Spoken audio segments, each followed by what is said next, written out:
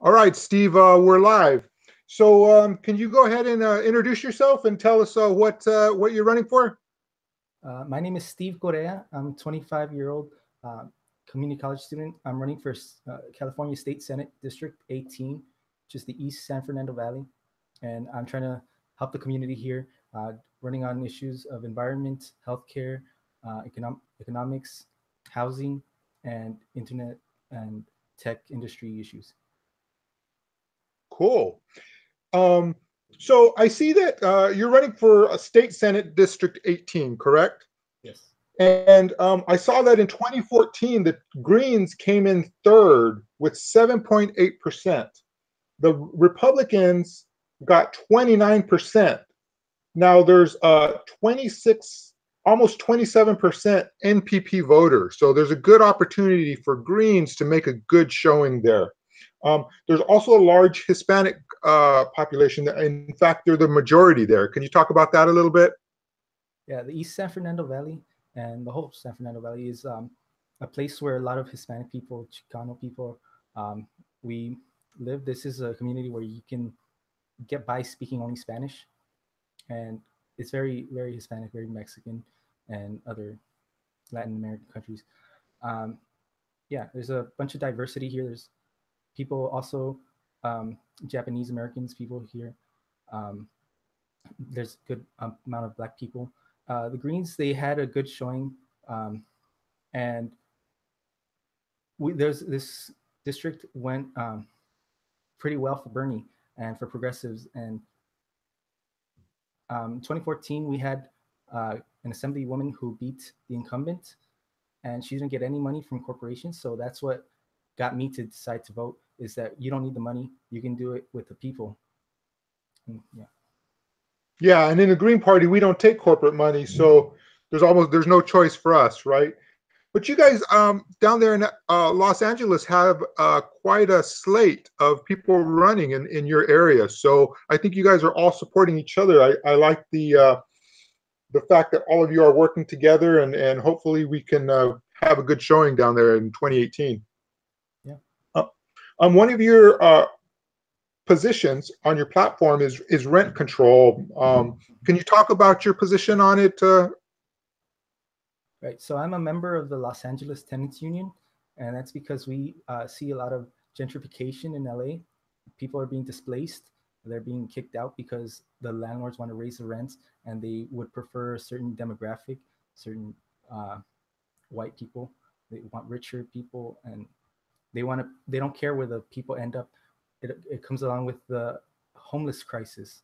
We have a lot of homeless because they keep raising the rents, and these people have no place to go. There's no support. It just takes overnight. Anybody could become homeless if they keep raising the rent. Um, so we work hard to prevent that hike so that the homeless crisis stops before it gets caused. Um, Rent control is it's not throughout California, but LA had its version. It was ended with the Costa Hawkins Act, uh, which is a California act that says after this state, no more houses, no more apartments will be placed under rent control. But rent control is not just about the price of rent; it's about for other protections. There's only 14 ways they can kick you out. They can evict you if your apartment is under rent control. With if you don't have rent control, they can kick you out for any reason.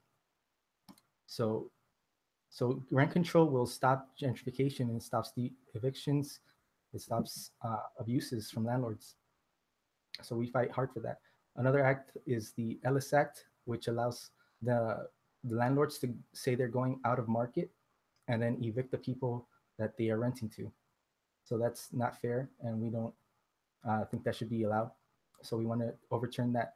There is a ballot initiative to repeal Costa Hawkins this year, and we're gonna circulate those petitions so that we could do it without the legislature because 2 weeks ago they failed in the assembly to repeal that act. There was a vote in the committee, and it got tied, so it didn't proceed. So we're gonna do it ourselves with the ballot initiative. Great. That's a good effort. And then you're also for public housing. Can you tell me about that? What you would plan on doing for public housing? Yeah. So the homeless issue is, um, I don't think anybody should be denied housing. Housing is a human right, and the way we put that into action, put the words into action, and show that we mean it, is providing public housing and giving it to people even if they don't have the money to pay for it. Uh, there's also shelters, but those are temporary solutions. Uh, I'm I've heard of this um, type of uh, like plan that'll help the homeless. It's called the Navigation Center. They've tried it in Seattle and in other countries, I think in Dubai, um, where it actually transitions homeless into housing and into work and stability. And we want to do that. And as also public housing, it should also be good housing, not the um, afterthoughts, not the um, just barely decent enough. We have in my and not my opponent, but my in my district, my congressman, he is involved with uh, setting up apartments, setting up a deal for apartments that will go for veterans, but they are right on the exit of the freeway. Literally, you can see the freeway. You can spit onto the freeway, throw rocks onto the freeway. So that those being near the freeway, it affects people's health and very badly. And we don't think people should be breathing that air and having that those conditions. That they shouldn't have done that plan to put veterans apartments near the freeway. So I want to give people um, good housing where it's not near the freeway, where it's somewhere decent with parks and libraries and good stuff. So it sounds like you want to treat people with dignity.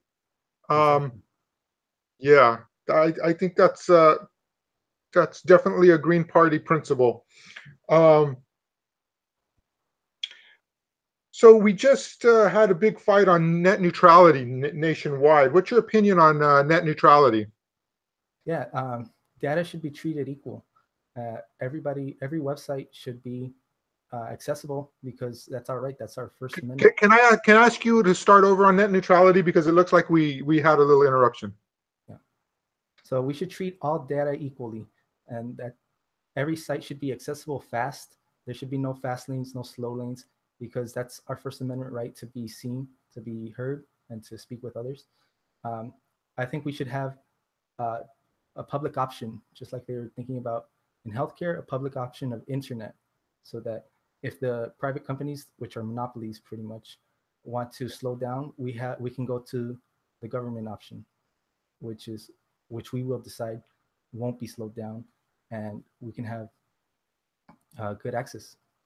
There should be free Wi-Fi to around the cities, um, but that also people think it stops at the accessing the websites. It's also when you're on the websites, like Facebook, Twitter, Google, a bunch of these sites, they do things that censor people or chill speech, which is not right. Google has changed their algorithm to stop uh, results from the World Socialist website, from Counterpunch, from the Black Agenda Report, and other good sites. Uh, Twitter, they haven't verified Julian Assange. Or again, Google on YouTube, they demonetize people. On Facebook, I think they shadow ban people. They closed down a bunch of Bernie groups. It's not right. So, so yeah. So I hope we can expand this to what goes on the websites themselves and not just getting to the websites with net neutrality. Yeah, so the corporate control of media has prevented a lot of voices from being heard. And I think that's happening now on the internet with they're promoting the corporate media options and trying to downplay the independent media options. I agree with you on that. And then what about data collection? How would you handle data collection um, for individuals? Do you think that's an invasion of privacy? Yeah, yeah. So it's our Fourth Amendment right to have privacy, and I think that should apply also to the companies. They shouldn't be having this much power. Um, So there was a bunch of money spent into politics, like billions, and the place that goes to is to ad companies, to the mainstream media, to put commercials.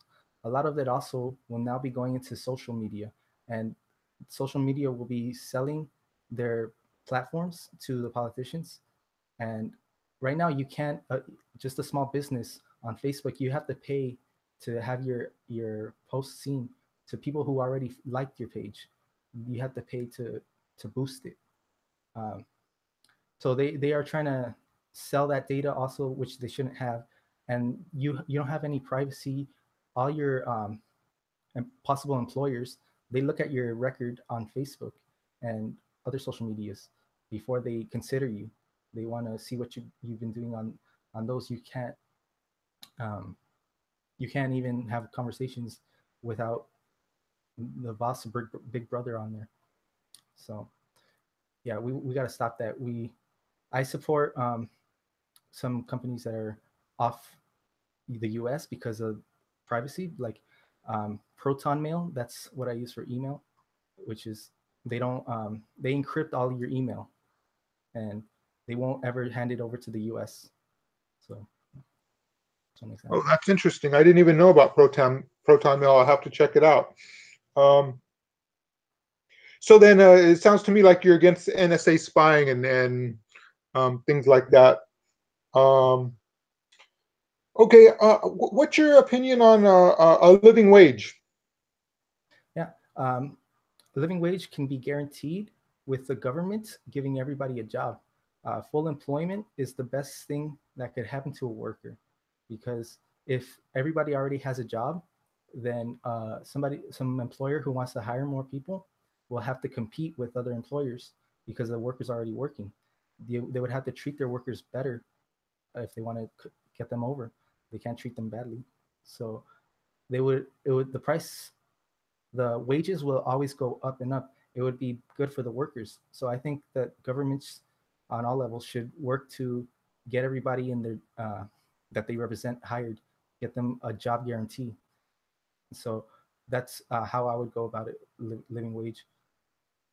And also, I think living wage, it goes um, the money that they need. It could also be provided to like single payer would lower the amount you need.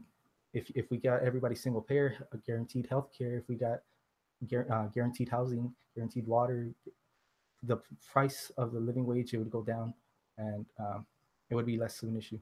So So what that's you're the way. saying is that if we took the need for employers to supply health care and a wage that supported their living and their schooling, that they wouldn't actually have to come out of pocket so much, that the living wage wouldn't be as expensive to corporations. Yeah, Is that correct? That's yeah, like interesting.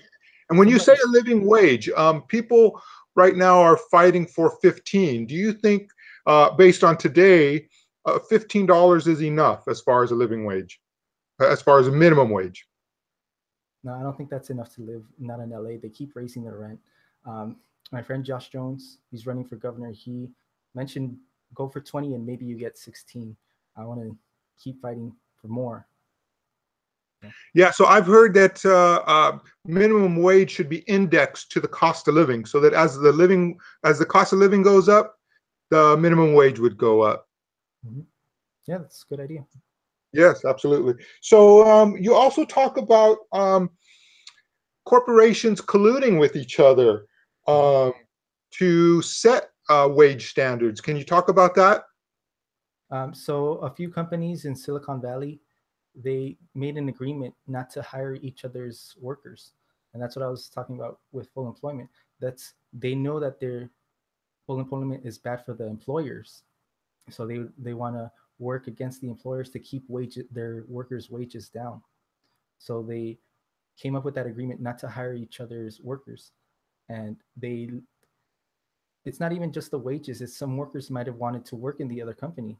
They took away their right to choose to work for that company. So it's wrong. They had a litigation, and they were found guilty. Or oh no, it was a settlement. they paid a lot of money. So that should be stopped and targeted. Like the attorney general should go after that because it's not right. It should not be allowed. It's one thing we have the laws and they should be enforced. We have the Sherman antitrust law, so it should be enforced. It's not. It's good for nothing if it's not enforced. Yeah, I've always believed we need a strong judicial system to have a strong democracy, and they need to enforce those laws on every level of our citizens. Um, so, how does DACA fit into this, or how does the immigration issue fit into wages? And what's your opinion on DACA and undocumented workers? Yeah, I think everybody should be represented. So I'm running for a state office. I think it doesn't matter what, if you have papers. We should look after you if you're here and you're living here. You're paying taxes. These are good people. So um, with citizenship, we are a sanctuary state now, and I support that. I think we should continue to be, and we should have more protections for people against ICE. Like actually make it so that if ICE uh, goes into somewhere they shouldn't be, they should be prosecuted. Yeah. With the single payer, I also would extend that to undocumented people with public housing and extend it to undocumented. I don't care.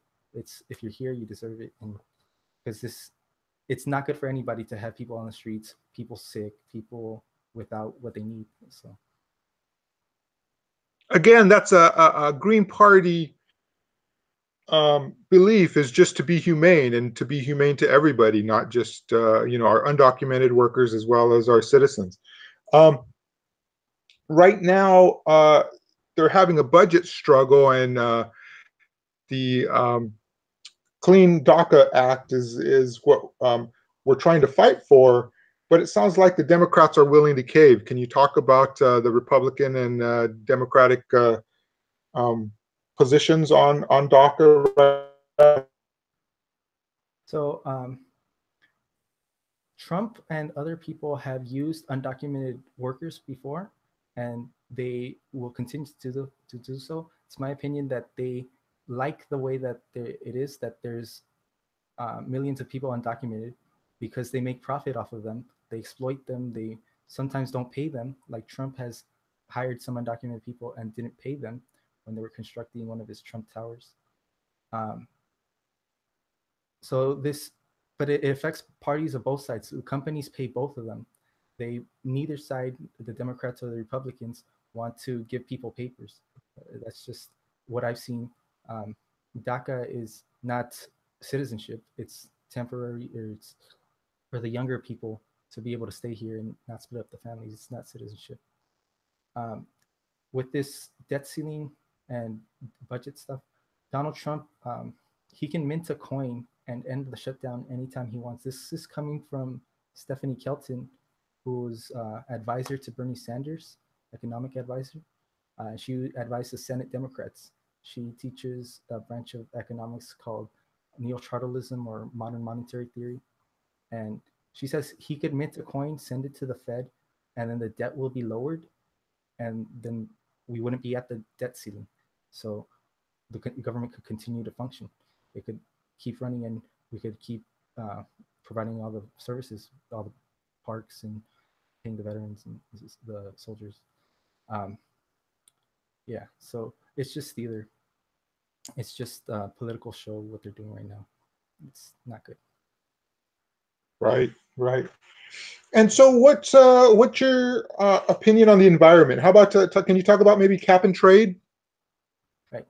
Cap and trade is a plan where the government sets how much pollution there can be put into the atmosphere, and they sell that off to the companies. So but that guarantees that there's no more than this much. But they've been selling it to the companies, and the companies have been polluting it. The air is still not decent enough. And this year or last year, they came up with the bill AB 398, which gives the companies more credits, free credits for them to pollute. And I don't agree with that. I think we have to switch to eco-socialism, where the people decide how we're gonna uh, govern our our air, yeah. And this bill also takes away powers from local uh, offices that deal with the pollution. It disempowers them, and it takes away punishments that they can give. So I'm against AB 398. I think cap and trade isn't working. We have to switch to eco socialism and look after people's health. Excellent. And then you guys have an issue with Aliso Canyon in your area. Can you talk about what's happening there? Yeah, so Aliso Canyon is this facility up in Porter Ranch, the northern part of the San Fernando Valley, where they store gas. They do that so that they can speculate. They buy gas, natural gas in the summer, and sell it off in the winter when it's cold and people need it. So they're making profit off it. Problem is that it's leaking and it's getting people sick. In 2010, August 23, it blew up, and since then, it's caused more damage to the environment than even the BP oil spill. It's because that's pure methane that's going up into the air. So there was a doctor that did a health study, Dr. Nordella, and he's found uranium in people's hair samples, and he's found in their water lithium. So this is really bad for people's health. People are getting nosebleeds all the time. They can still they know that it's still leaking because they can smell it, and they put some spray or something that makes it smell like bubblegum. That's what they told me. So, and with the winds, we think that it could be affecting the whole San Fernando Valley, not just the northern part. Um, so I want it shut down. The governor can shut it down anytime he wants. Jerry Brown, he should shut it down. The thing is that he has a sister who is on the board of Sempra Energy, and they are a parent company of SoCal Gas. So they make money off of doing that speculation. So the governor has a financial interest with his sister not to shut it down. And that's not right. He should shut it down. And they want the people there, they have a Save Porter Ranch group, and they are teamed up with Food and Water Watch, and they want to make it an issue for the gubernatorial race. And I think the Green Party should also be looked at with their considerations. I think Chris Carlson, Josh Jones, Veronica Fimbres, all good candidates to run Green for governor, and they would all be open to shut it down. Excellent. Yeah. So I don't know this for sure, but I'm going to guess that the area that it affects is low income areas, because they seem to put low income or problems with environment, whether it's refineries, in areas where they're low income housing. Is that the case with Aliso Canyon? Actually, it's not. It's Porter Ranch is pretty white, but it's not low income. But yeah, that is a reality in California, that they put refineries in low income places. I have friends in more southern parts of Los Angeles, like in Maywood, where they have Exide um, poisoning, and it affects the school children there. And also in Torrance, my friend Miguel Zuniga is running, or not Torrance, Inglewood. Um, he sees it every day driving, and he puts it on Facebook that the refineries, they're putting all this smoke in the air, and it's not good. Is that So Miguel Zuniga? yes. Yeah, yeah. So Miguel Zuniga when he talked about healthcare, he talked about the environment and how they're related, that the environment's making us unhealthy, and then that increases the need for healthcare. So they're actually tied together. That's an interesting idea. Now, you just said that this is affecting a higher uh, uh, income level. Maybe that gives political power now, because there's money involved, to maybe get that fixed. I mean, unfortunately, that's the way it seems to happen. Right? Yeah, I hope so. I hope that gets resolved for everyone's sake, um, and the environment. What's your position on education? Right. I want to invest a lot more into the public universities, both the California State University and University of California, increase their capacity for students, and uh, have more people be able to get in there with no tuition, with free public uh, college for everybody in the state. Um, I think charter schools are not good. The privatization of schools is not good. We should make our public schools better. It's education is based on your income. It depends on that affects its quality. I think everybody should have the same quality education as rich people have, and so I want to raise the public K through 12 system to be better, have more investment, and uh, and lower the amount of students per class per teacher. So I think with those we could make a big change. So, do you agree with Jill Stein's policy or desire to forgive student loan debt as well? Yes, yes. Yeah, I think it's a good idea as well. Um, okay, you have an opinion on our electoral system, or at least in California, you support proportional representation. Can you talk about that? Right. So in this country, people know um, just or Hillary Clinton got more votes than Donald Trump in 2016, and some people might remember in 2000, Al Gore got more votes than George Bush, and he won Florida, but the Supreme Court gave that to Bush. But the point is that even when they got more votes, they got 0% of the presidency. They That should not be the case. You shouldn't be able to win by one vote and get the whole presidency or get a whole seat. Some people might know what gerrymandering is, where the politicians draw the districts so that they get more seats, so that their party gets more seats overall, even if they might lose one that they should win. One um, gerrymandering is not good for anybody. It makes it more corrupt, and people are against that. Also, we have problems with the percentage, the makeup of the governments, which they aren't um, representing minorities enough. They aren't representing women enough, people with disabilities. They're not representing occupations. There's too many lawyers. There's not enough doctors, scientists, other people that teachers. There's those all those issues can be resolved with proportional representation. So the way that works is instead of having some complicated districts, we would have the state of California, an example, split up into metropolitan areas like the Greater Los Angeles metropolitan area, and San Diego metropolitan area.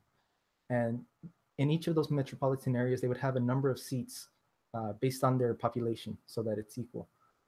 And then we have elections throughout the whole count or the whole metropolitan area. So we would have people all the way in Antelope Valley and people all the way in Long Beach in the same election with multiple candidates, multiple parties. So you vote for the party that matches with your beliefs the best. And then um, you give the seats based on the percentage that that party gets. So if you get 10% of the vote, you get 10% of the seats. You get 20%, you get 20%, and it's equal. And everybody gets to choose or vote for what they believe in. And there's no spoiler effect. There's no wasted votes. There's none of those problems. Uh, and the good thing about this is that it will a party can choose to who it will send to represent itself into the legislature.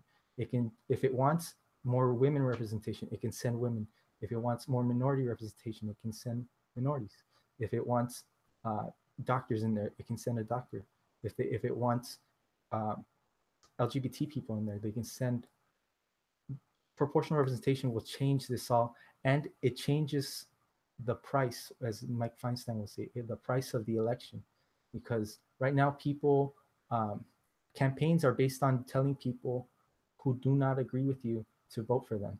Um, Campaigns are telling them vote for me, and this is why, but they won't tell you this, and you wouldn't vote for them if you knew that.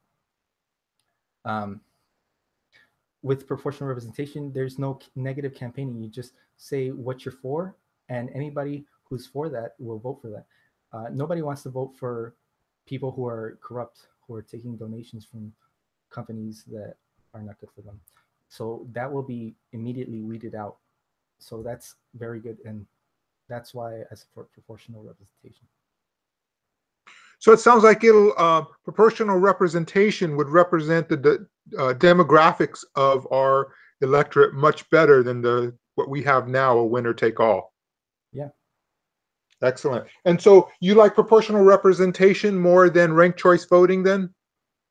Well, ranked choice voting, it can work, and people might not be brave enough. I think proportional representation is a better idea. I would like to be in the same race with my friends in LA County, and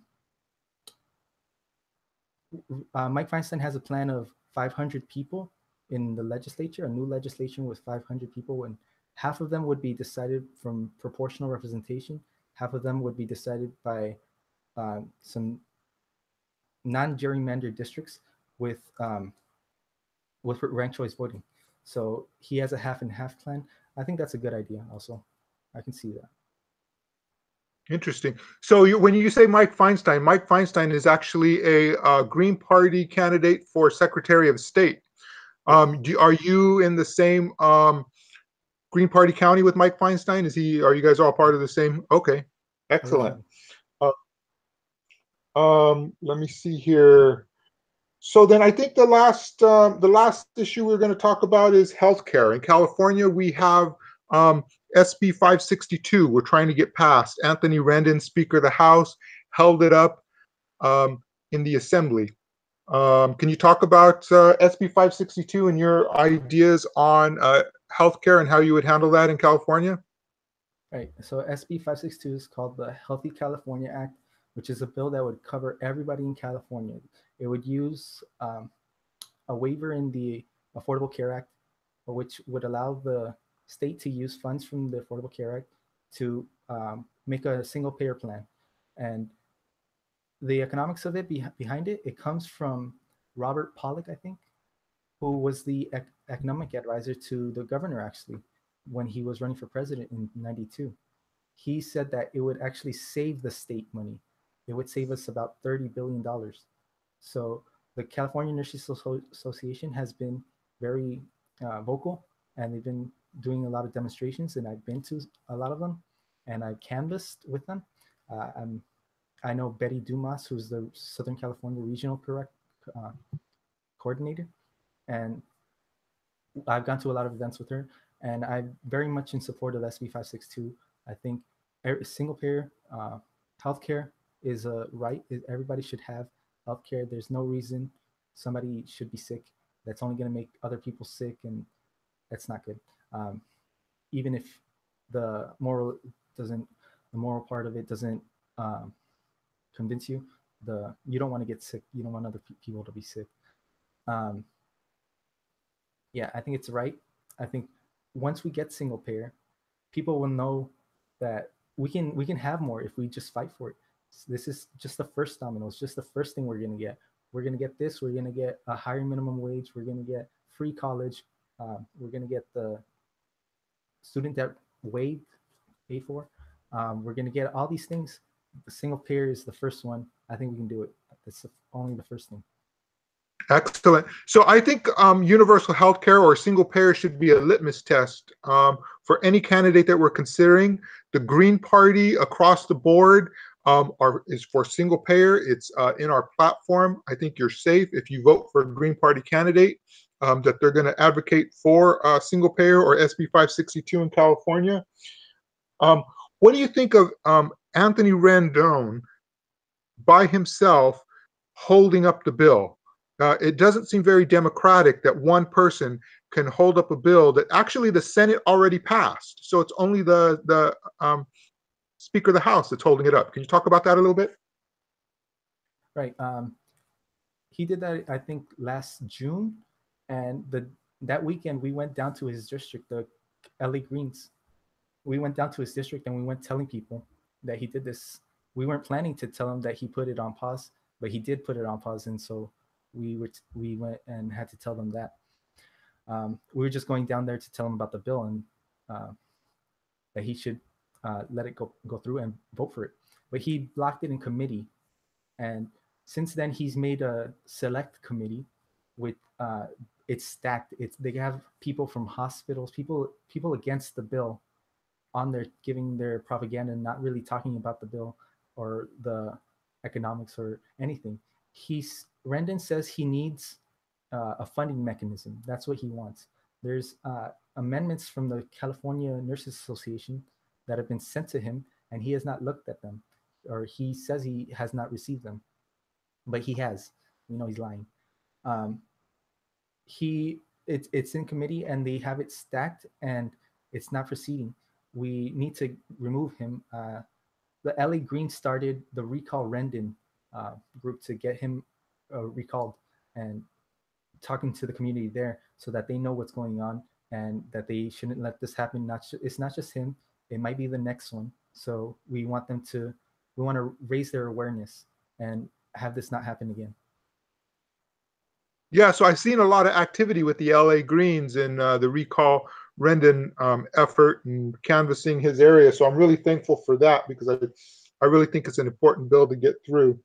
All right, Steve. So are you gathering signatures right now, or how are you proceeding with your campaign right now? Yeah, we have until February the 9th to collect a bunch of signatures, and we're doing very well. We're also working with Angelica Dueñas, who is running for Congress in the overlapping area. And yeah, we think we can get a lot of signatures, and so we're trying to do. Yeah, I really like Angelica Dueñas as well. We interviewed her after when she was arrested for her DACA protest, or she was detained, I should say. If somebody wants to help you, do you have a website that they can go to offer they can volunteer or donate? So I have a Facebook page. It's Steve Correa for State Senate, and you can just add me there, and I'll help you get you set up. Okay, excellent. Well, Steve, I appreciate you doing this interview, and thank you for running as a progressive and for the Green Party. And I wish you luck. Thank you. Thanks a lot. Bye-bye. All right.